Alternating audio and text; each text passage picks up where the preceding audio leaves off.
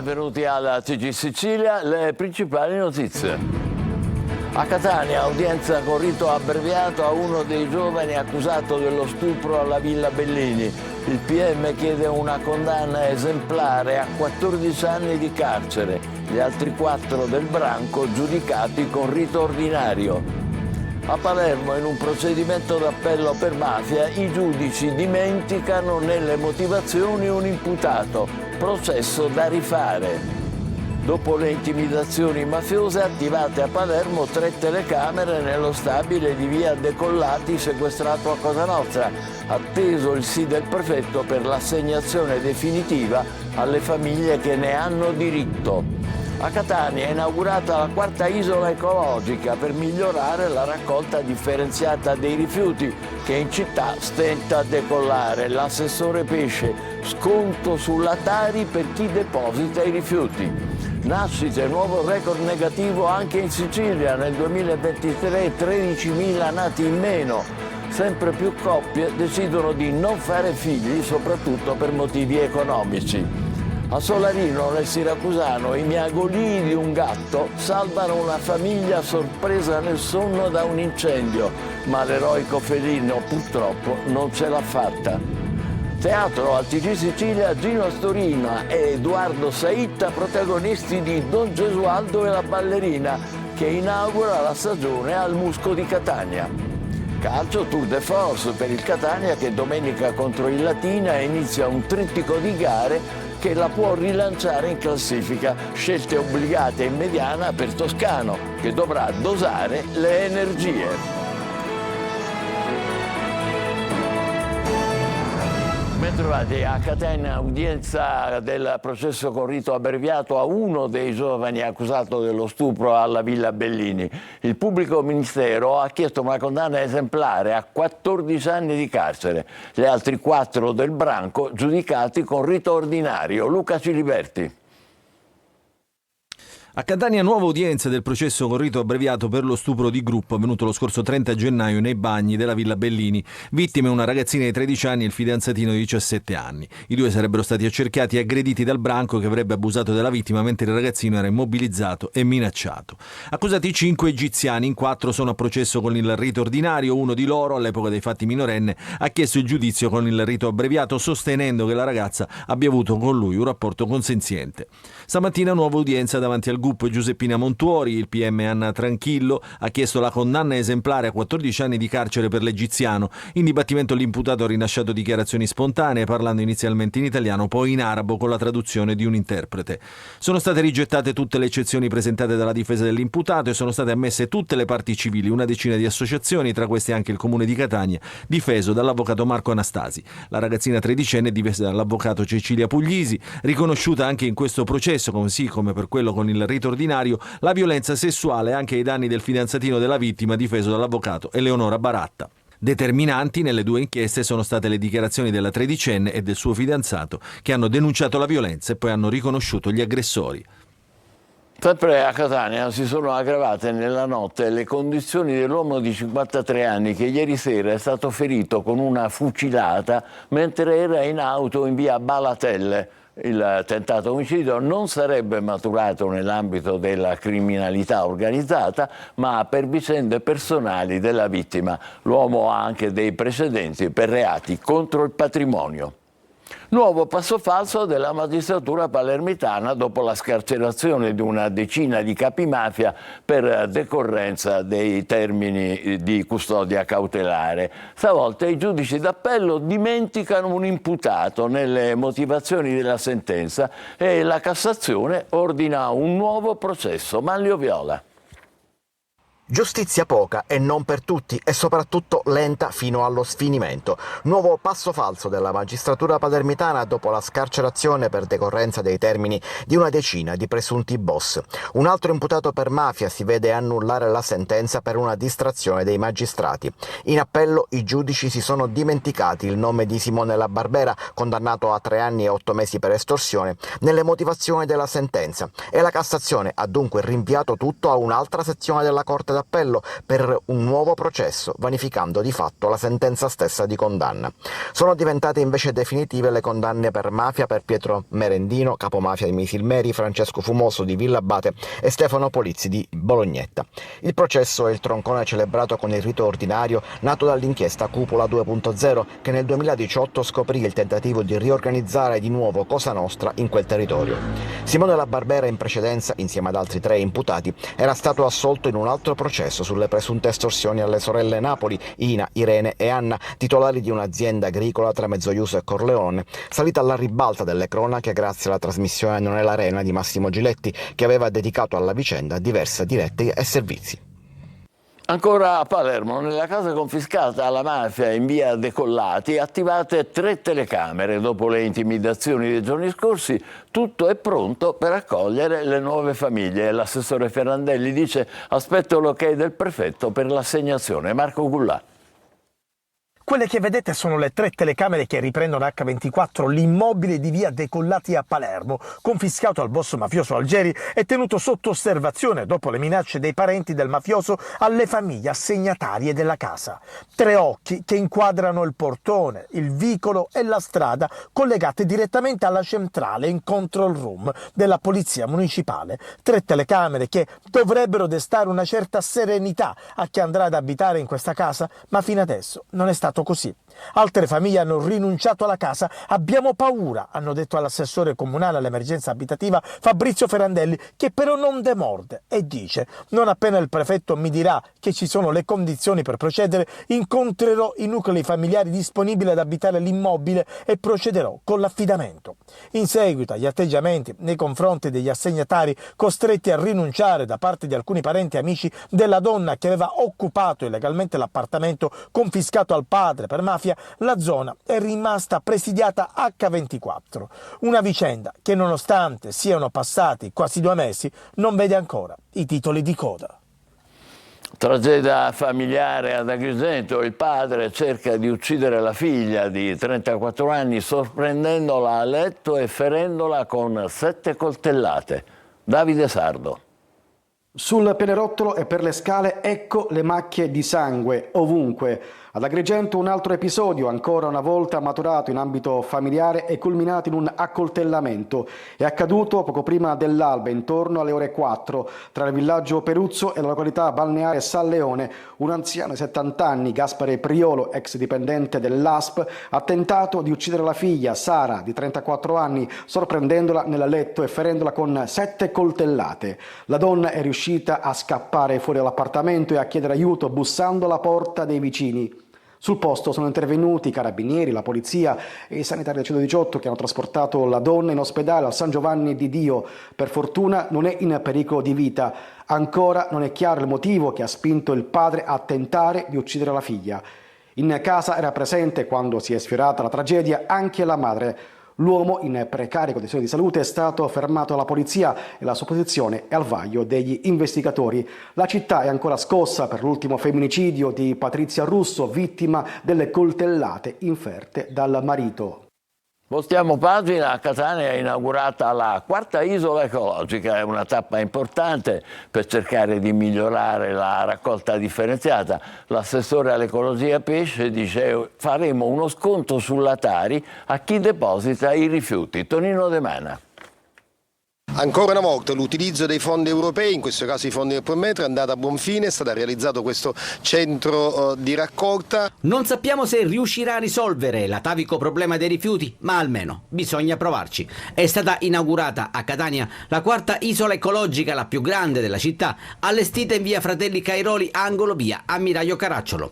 Presenti i vertici di Gema e gli assessori comunali Parisi e Pesce, che hanno sottolineato l'importanza del nuovo centro di raccolta, tassello fondamentale per cercare di migliorare una raccolta differenziata che, inutile nasconderlo, stenta a decollare. Noi riteniamo che l'Isla ecologica riveste un ruolo fondamentale nella raccolta dei rifiuti in città. Per chi conferisce vi è una premialità che si traduce in uno sconto sulla Tari. Il nuovo impianto si estende su una superficie di ben 5.000 metri quadrati e dispone di un'area studiata per facilitare il conferimento dei rifiuti differenziati. Particolare attenzione è stata dedicata anche ai rifiuti da apparecchiature elettroniche grazie alla creazione di un'area specifica. Il centro di raccolta sarà accessibile al pubblico da lunedì al sabato con orario continuato dalle 9:30 alle 15:30. A Palermo un pezzo di costone roccioso è precipitato su 3 palazzine nella zona di via Altofonte. Per fortuna, dopo le piogge dei giorni scorsi, la massa di terra caduta non ha messo in pericolo i residenti. Gli impianti Eni di Priolo e Ragusa investono 2 miliardi in riconversione green, cioè maggiore rispetto dell'ambiente, ma questo passaggio mette a rischio oltre 1.000 posti di lavoro. Il nuovo piano industriale infatti prevede la chiusura dell'impianto di etilene entro il 2026. Desiree Ferlito. L'ambizioso progetto di riconversione green degli stabilimenti Eni Versalis di Ragusa e Priolo potrebbe mettere a rischio 1.000 posti di lavoro. Dopo l'incontro a Roma tra i vertici aziendali e i sindacati nazionali e territoriali di categoria, è stato annunciato che nel nuovo piano industriale di Eni non ci sarà l'impianto di etilene attualmente attivo a Priolo e quello di polietilene a Ragusa. Questa decisione mette preoccupazione ai lavoratori. Dismettendo l'impianto di etilene sia a Priolo che a Brindisi si chiude per sempre la storia della chimica italiana. Noi invece pensiamo che il settore chimico sia ancora un settore molto importante e che questo paese non può permettersi di chiudere e importare prodotti dall'estero. 2 miliardi di investimenti e un taglio di emissioni di 1 milione di tonnellate CO2. Il nuovo piano industriale dell'azienda però prospetta la chiusura dell'impianto entro il 2026. L'azienda ha annunciato la realizzazione di 2 nuovi impianti assicurando che i posti di lavoro verranno mantenuti. Il progetto è un progetto ambizioso, però non possiamo permetterci di chiudere oggi l'impianto di etilene e costruire successivamente gli impianti che Eni vuole costruire a Priolo. Sulla questione interviene il PD, che chiede conto al governo sulle presunte dismissioni all'interno del polo industriale della Sicilia orientale. Barbagalla e Nicita, firmatari dell'interrogazione al ministro Urso, pretendono rassicurazioni e garanzie precise per i lavoratori del comparto. A Ragusa preoccupazione per 36 pazienti dell'ospedale Arezzo ai quali è stata sospesa la seduta di chemioterapia. Veronica Barbarino. La situazione è sempre più critica negli ospedali del Ragusano. Un guasto tecnico, l'elevata richiesta di cure e un problema di dotazione organica sono i fattori che si ripropongono in quasi tutte le strutture sanitarie locali, creando disservizi. Ultimo caso, quello di giovedì scorso, che ha creato allarmismo fra i 36 pazienti chemioterapici in cura all'ospedale Maria Paternò Arezzo di Ragusa, ai quali è stata sospesa la seduta di chemio in programma. Noi abbiamo il piacere di avere una struttura importante come l'UFA, che è stata da poco realizzata, e ovviamente dà molta sicurezza, però la sicurezza tante volte non si sposa con la velocità, per cui un guasto tecnico che è avvenuto ha bloccato quel giorno le terapie. Queste terapie sono state comunque riprogrammate nei giorni a venire e oggi possiamo dire che le abbiamo recuperate tutte. In reparto non è mistero che sussiste anche un problema di dotazione organica dovuto allo scarso numero di infermieri. Noi partiamo dall'anno scorso da circa 40 terapie che preparava la farmacia, oggi siamo arrivati a 90-100 terapie al giorno che prepara l'UFA. Quindi questa cosa da un lato ci gratifica e ci fa vedere come noi siamo al passo dei tempi, al passo delle richieste della popolazione, però di contro l'aumento costante, continuo, comporta che noi dovremmo adottare costantemente aumenti di personale, aumenti di spazi, di poltrone, di DH, eccetera. È quello che comunque stiamo facendo e cerchiamo di fare per dare risposte. Dal 1° novembre dovrebbero arrivare 2 unità di infermieri per potenziare l'organico. Nascite, nuovo record negativo anche in Sicilia. Nel 2023 sono 13.000 in meno. Sempre più coppie decidono di non fare figli, soprattutto per motivi economici. Marco Gullà. Ci sono sempre meno bambini in Italia. Nel 2023 le nascite segnano un nuovo record negativo, scendendo a 379.890, 13.000 in meno rispetto al 2022, con un calo del 3,4%. Dati nazionali che ovviamente riguardano anche la Sicilia. Si fanno sempre meno figli e uno dei motivi principali è il problema economico. Gli stipendi in Italia sono molto contratti rispetto all'Europa. Questo governo sta cercando di supportare, la famiglia con alcuni strumenti che non sto qui ad elencare perché conosciuti, però non basta, le famiglie hanno bisogno di più sostegno. C'è anche chi non ha voluto fare figli proprio perché non avrebbero potuto mantenerlo e allora la decisione di rinunciarci, seppur con rabbia e dolore. Io e mia moglie non possiamo avere figli perché con le esigenze, con l'economia è troppo cara, io ho deciso con mia moglie non avere figli. Una scelta non facile, dettata però dalle condizioni economiche non idonee a mantenere un figlio. Come questa coppia, anche tanti altri nuclei familiari hanno detto no ad avere altri figli. Sì, abbiamo parlato con mia moglie, abbiamo deciso di fare questa decisione definitiva perché la vita è troppo cara.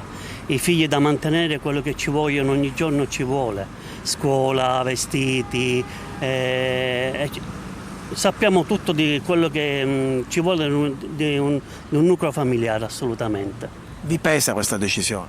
Assolutamente sì. Io, avendo io e mia moglie, su per giù possiamo sopravvivere, ma avendo dei figli è una responsabilità grande. Un incendio in casa in piena notte e uno dei due gatti domestici con i suoi miagolii salva una famiglia. È accaduto a Solarino, nel Ragusano, e purtroppo l'eroico felino non ce l'ha fatta. Francesco Aloi. Mi sono svegliata col miagolio del gatto insistente. Andando verso la cucina, aprendo la porta, mi sono resa conto che c'era del fumo e che qualcosa era andato a fuoco. Salvi grazie al gatto, Ray. Nella notte tra martedì e mercoledì a Solarino, nel Siracusano, si è sfiorata la tragedia. Dormivano tutti, lei e le sue due figlie di 17 e 8 anni, quando è scoppiato l'incendio, forse partito da una poltrona elettrica. Il miagolio ha dato l'allarme. Questa foto, scattata un giorno prima, oggi la tiene molto cara. Mi sono svegliata e recata verso il salone. Quando ho aperto la porta non si vedeva nulla, già era pieno di fumo nero. Ma i gatti in casa erano due. Uno si è salvato, l'altro, diventato eroe, non ce l'ha fatta. Le mie figlie sono state, nonostante la situazione, sono state bravissime, sia Marisa che Desiree, perché dal primo momento si sono fidati della mamma che le parlava, che ho cercato di tranquillizzarli, e si sono fidati di quello che gli ho detto io. Qualche giorno dopo, la figlia più piccola è ancora in ospedale. Lei intanto ripensa a quanto successo. Poteva finire molto peggio, è la certezza che ci ripete spesso. Io e Marisa siamo stati 2 giorni con l'ossigeno, avevamo dei valori molto alti nel sangue, come anche Desiree. Desiree sta migliorando giorno per giorno, però ha ancora bisogno di qualche giorno in più di ossigeno. Facciamo gli auguri a Desiree e naturalmente riconosciamo, l'eroismo di questi gatti di famiglia straordinari. Teatro Don Gesualdo e la ballerina inaugura la stagione del Musco di Catania con Gino Astorina e Edoardo Saitta. La regia è di Antonello Capodici. Abbiamo sentito i protagonisti. Eva Spampinato. Si ascolta un disco di Schopenhauer. È un supprizio di tanto. Ma le stelle non fanno la cortesia, tu a pigliare dei libri e la mettere quando la legge di fuori notte. Sono Don Gesualdo e la moglie Marastella, in tenuta da notte al cospetto delle 3 predilette figlie in età da marito, a scambiarsi le prime battute dal sapore tipicamente liscio, come il catanese di razza che le pronuncia, Gino Astorina, nei panni di un padre di famiglia che nel 1925, a Catania, si ritrova a gestire un piccolo scandalo creato dal figlio prediletto, aspirante avvocato a Roma, Edoardo Saitta. Con Don Gesualdo e la ballerina, diretto da Antonello Capodici, si alza il sipario sulla nuova stagione teatrale del Musco di Catania. A Gino Astorina l'onore della prima. un onere, più che onore è un onere, perché si sente veramente tanta la responsabilità di cominciare una stagione in un teatro così importante. Musco è il padre della recitazione contemporanea, quindi l'importanza è fondamentale per Catania, vorrei dire per l'Italia, perché Musco è stato il primo fenomeno dello star system italiano, se così si può dire, e l'invenzione di una comicità veramente moderna, novecentesca. Don Gesualdo della ballerina, pur avendo 100 anni, la bravura del regista di Capodice è stata quella di destrutturare tutto e consegnarci dei personaggi che potrebbero essere realmente vissuti nel 24, sì, ma 2024. Il testo è diventato, come dire, parla un linguaggio nuovo, e a parlare questo linguaggio nuovo sono personaggi d'altri tempi. Allora, siamo arrivati alla nostra pausa, tra poco per il calcio, il Catania pronto per il tour de force di 3 partite in 8 giorni. State con noi, vi aspettiamo.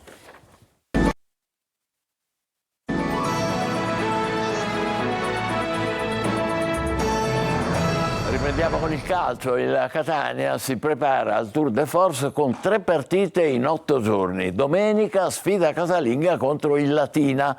Per Toscano scelte obbligate a centrocampo. Inglese confermato in attacco. Francesco Triolo. La voglia di partire col piede giusto in quello che sarà un trittico di gare importante. In appena 8 giorni il Catania scalda i motori per la gara di domenica al Massimino contro il Latina, consapevole che proprio le prossime 3 partite possono dare un'accelerata alla scalata, al vertice della classifica del girone. Di fronte un Latina reduce dalla sconfitta contro l'Altamura, che è costata anche la panchina a Padalino e che arriverà in Sicilia con il tecnico della Primavera, Spiridigliozzi, come guida tecnica della squadra. Toscano sa bene che gli scossoni provocano sempre reazioni, quindi non si fida, sa che può contare su una certa abbondanza in attacco, dove dovrebbe partire titolare Roberto Inglese, a differenza della gara di Foggia, dove dal primo minuto ha iniziato Montalto. Più complicata la situazione invece a centrocampo, dove Di Tacchi e Sturaro sono a 8 per i noti infortuni. De Rose è sulla strada del rientro, ma ancora non è utilizzabile, quindi la scelta di Toscano potrebbe essere per un centrocampo muscolare con Quaini e Luparini, o più tecnico con Carpani e un Jimenez apparso in palla. Il mio ruolo principale è il trequartista, ma ho fatto mezzala, ho fatto pure il play se c'è stato bisogno a Vicenza, e quindi dove c'è bisogno io mi adatto e cerco di farlo al massimo. E vedo anche sui social molto affetto dai tifosi, non so, magari per il mio gioco, per un gioco che qua magari in Serie C si vede meno, un gioco tecnico, un gioco che fa divertire il pubblico, e sono pronto a farlo per tutta la stagione. Noi ci fermiamo qui, l'appuntamento come al solito con il TG è per le 20, grazie per essere stati con noi, buon pomeriggio.